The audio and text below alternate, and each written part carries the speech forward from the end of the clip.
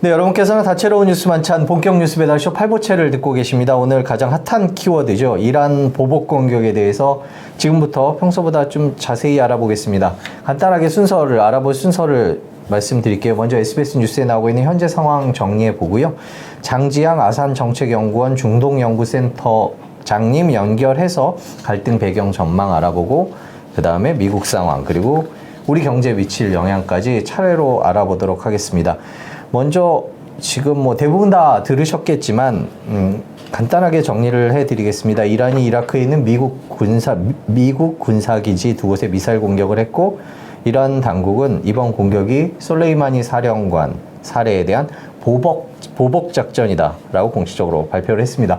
먼저 지금까지 상황 SBS 리포트를 보시고 계속 얘기를 나누도록 하겠습니다. 이란 혁명수비대는 현지 시간 8일 새벽 1시 반쯤 미군이 주둔한 이라크 아인 알 아사드 공군기지와 에르빌 기지 등 두 곳에 지대지 탄도미사일 수십 발을 발사했다고 밝혔습니다.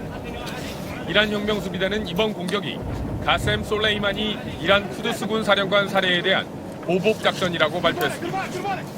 공격 시각도 지난 3일 미군이 솔레이마니 사령관을 폭격했던 시각과 같았습니다. 작전명은 순교자 솔레이마니로 알려졌습니다. 이란 혁명수비대는 미국이 대응에 나선다면 더 큰 고통과 파괴를 마주하게 될 것이라고 위협했습니다. 아랍에미리트나 이스라엘 등 미국의 우방들이 미국의 반격에 가담하면 역시 미사일 공격을 받게 될 것이라고 경고했습니다.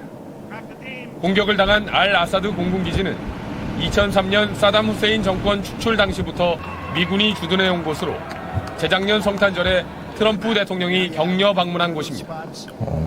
이란은 지난 3일 이라크 바그다드 공항에서 미군의 무인기 폭격으로 솔레이마니 사령관이 숨지자 미군 전체를 테러 조직으로 지정하는 법안까지 만들며 강력한 보복을 예고해 왔습니다. همه آمران و عاملان این جنایت که از پنتاگون و نیروهای نظامی اونها هستند جزء تروریست ها محسوب میشن. 이란의 보복 공격 하루 전에 치러진 솔레이마니 사령관의 장례식에서는 애도 군중이 몰리면서 최소 56명이 압사하는 사고가 나 장례식이 중단되기도 했습니다. SBS 김유수입니다. 네, 지금까지 뉴스 내용 들으셨습니다. 지금까지 발생 상황을 좀 정리를 해봤는데요. 네, 장지향 아산정책연구원 중동연구센터장님을 연결해서 이란 보복 공격에 대해서 조금 더 자세히 알아보도록 하겠습니다. 연결이 돼 있는 것 같은데요. 센터장님 안녕하세요. 네, 안녕하세요. 네네. 오늘 아침에 저희 시간으로 아침에 이제 알려지기 시작을 했는데 아마 이란이 보복 공격을 한다는 얘기는 계속 있었는데요. 저희 센터장님께서 다른 방송에서 이라크를 할 수도 있다라고 얘기하셨던 걸로 저희가 알고 있는데 그래도 미군 기지를 이렇게 공격하리라 이런 것들이 아마 예상이 조금 됐었던 모양이죠? 네, 예상이 됐었습니다. 네. 그러니까 어쨌든 최고 지도자가 이란의 아야톨라 하메네이가 네. 이 보복을 하겠다라고 국민들을 상대로 그리고 전 세계를 상대로 계속 말을 했기 때문에 보복이 있다면 빠른 시일 내에 하지만 확전으로는 이끌어지지 않을 중간 규모의 보복을 할 텐데 네. 그렇다면 어디가 장소로 좋을까 했을 때는 어쨌든 이 솔레이마니 사령관이 죽은 곳인 이라크 내 미군 기지가 가장 예상이 되는 곳이기는 했었습니다. 그 중간 규모라 하는 거 말씀하신 거는 민간인 피해는 최소화한다라는 뜻인가요? 그렇죠. 민간인 피해를 최소화하고 미국인도 최대한 살상하지 않는 범위 내에서. 근데 이제 미국이랑 이란 관계가 어제 오늘 일은 분명히 아닌데 이제 네네. 조금 이제 보시는 분들이 이해할 수 있는 정도로 배경을 좀 알 수 있을까요? 사실 그 역사를 되돌리자면 1979년까지는 가는데 네. 가깝게 보자면 네. 이제 2018년 5월에 2년 된 일이죠. 트럼프 행정부가 들어서면서 네. 오바마 행정부와 이란이 맺었던 이란 핵 합의를 파기를 합니다. 굉장히 일방적으로 단독적으로 파기를 해요. 파기를 하고 나서 바로 고강도의 제재를 부과를 했죠. 그랬더니 이란 측에서는 1년이 지나고 나서 그러면 우리도 핵합의를 조금씩 파기를 하겠다라고 하면서 2달마다 한 단계씩 이 농축량을 조금씩 늘려왔었습니다. 그러다가 네. 이 솔레이마니 재건작전이 이루어지면서 핵합의 파기의 최고 단계인 5단계 선언을 하면서 우리는 핵 개발을 재개할 수도 있다라고 발표를 했죠. 그런데 사실 이 미국이 솔레이마니를 제거하기 전에 이라크 내에서는 반이란 움직임이 훨씬 더 강했습니다. 그래서 이라크 시민들도 이란 솔레이마니 사령관이 이라크 내정에 너무 간섭하는 것을 이렇게 반대를 하면서 미국도 싫고 이란도 싫다 이런 움직임이 있었는데 갑자기 12월 말 정도에 이란을 이렇게 추종하는 이라크 시위대가 이라크 내에 있는 미국 대사관을 공격을 했죠. 네네네. 예, 거기에 대한 바로 즉각적인 반응으로 트럼프 대통령이 이 솔레이마니 사령관 제거 명령을 내렸다고 공식적으로는 알려져 있습니다. 그 벵가지였나요? 예전에 그 미국 대사관과 관련해서 미국이 좀 민감해하는 부분이 있죠? 그런 공격 같은 경우에는? 네, 있습니다. 그리고 특히 이 중동 지역에 있는 미국 대사관 공격은 트럼프 대통령에게 굉장히 민감한 부분인데요. 왜냐하면 말씀하신 이 리비아의 벵가지 미국 대사관이 공격을 받은 일에 대해서 오바마 행정부 때 일어났던 일인데 트럼프 지금 현재 대통령이 맹렬하게 비난을 했습니다. 네네네네. 굉장히 유약하고 취약한 미국의 모습을 보였다라고 했던 이 역사가 있기 때문에 만약에 바그다드에 있는 미국 대사관이 공격을 받아서 행여 이 인명 살상이라도 날 경우 트럼프 대통령의 체면이 말이 안 되는 상황이 될 뻔했었죠. 그렇군요. 근데 센터장님, 지금 이란 경제가 거의 파탄난 상황이잖아요. 네네. 많이 어려운 상황인데 앞으로 이란이 어떻게 나온다고 좀 보세요? 이란은 굉장히 이렇게 강한 모습을 보였던 건 오늘이 끝일 겁니다. 왜냐하면 그래서 그거를 의식했던 것처럼 이란도 공식 입장을 발표를 하기를 오늘 우리가 이라크에 있는 미군 기지에 미사일을 발사한 것은 유엔 헌장에 기초한 자위권 발동이었다라고 외무장관이 발표를 했거든요. 네. 그러면서 바로 이어서 하지만 이게 끝이다. 더 이상 확전을 우리가 원하지 않는다.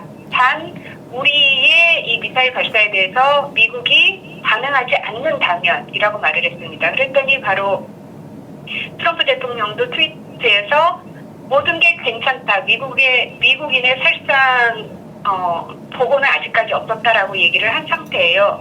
그래서 앞으로 훨씬 더 높은 강도의 공격은 이란으로부터 없을 것 같고요. 네. 그렇다고 이란이 뭐 가만히 있을 것 같지는 않고요. 대신 이렇게 군사력이 약한 나라가 군사력이 강한 나라를 상대로 네.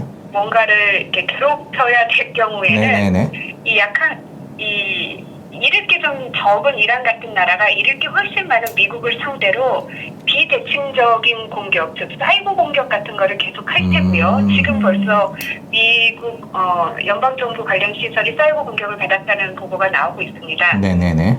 그리고 이제 이 죽은 솔레이마니 사령관이 그렇게 열심히 공을 들여서 육성했던 이라크, 레바논, 시리아, 예멘, 가자 지구에 있는 이란의 이 민병대 프록시 조직들이 주변의 친미 국가들, 이스라엘, 사우디, UAE를 상대로 소규모의 대리전을 벌일 가능성도 굉장히 높습니다. 그러니까 이것보다 센 강도는 없을 가능성이 높다는 말씀이신 거죠, 그죠?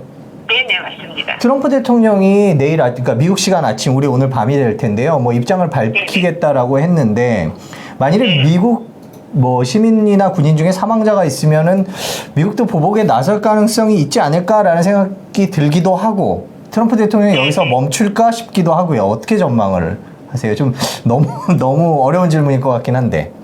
아니, 굉장히 중요한 포인트를 짚어주셨는데요. 네네. 관건은 이제 미국인의 이 인명 피해 정도가 될 것 같습니다. 네네. 현재까지는 없는 걸로 알려져 있고요. 네. 그리고 트럼프 대통령도 인명 피해가 없다면 우리도 멈추겠다라는 어조의 말을 한 걸로 알고 있습니다. 네네.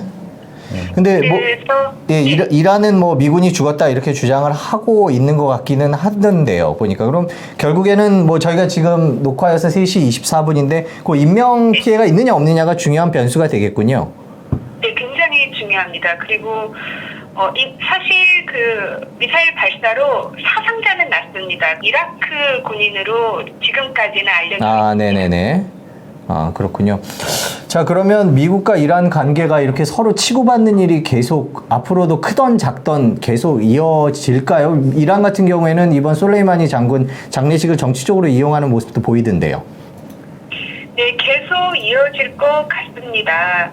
사실 여기서 이제 둘 사이에 계속 확전되는 양상을 좀 네.